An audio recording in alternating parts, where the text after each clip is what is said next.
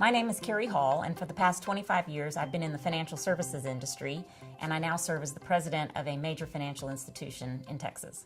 It's always been a habit of mine that when I hire someone new, I try to give them a quarterly review for the first year.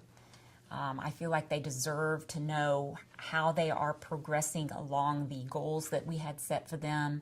I feel like they should also know maybe little habits that they have that are not reflecting positively on them.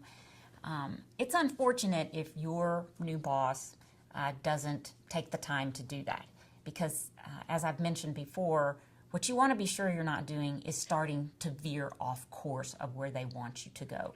So if you haven't gotten any feedback, any formal feedback, whether it's in a formal performance review or in a 30-minute to 1 hour meeting regarding your performance, ask for it.